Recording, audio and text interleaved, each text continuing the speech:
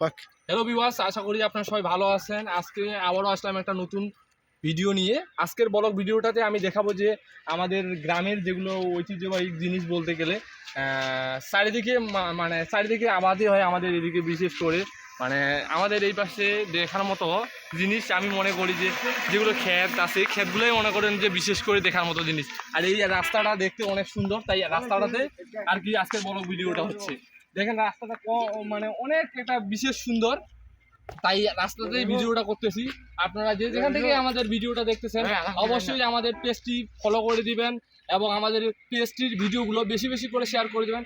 আর এদিকে দেখতে পাচ্ছেন জিনিসগুলো, এগুলো হচ্ছে ভুট্টা ক্ষেত। আর তার পাশে একটা প্রাণ কোম্পানি আছে, আর তার ওই পাশে আছে মানে আমাদের একটা স্কুল, যেটাকে আমাদের বলা হয় দামাই ক্ষেত্র বালিকা উচ্চ বিদ্যালয়। এটা হচ্ছে মেয়ে মানুষের জন্যই, এখানে কোনো ছেলে মানুষের জন্য না।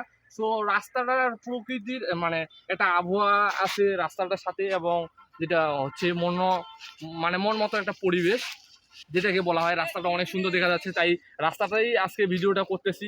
অনেক সুন্দর লাগতেছে রাস্তাটা, এবং আজকের ভিডিওটা অনেক সুন্দর হতে চলেছে। যেমন ধরেন যে রাস্তাতে অনেক গাড়িও আসে অনেক সময়, আর রাস্তাটা এখন ফাঁকা টাইম, তো এখন একটা অন্য অনুভূতি হচ্ছে।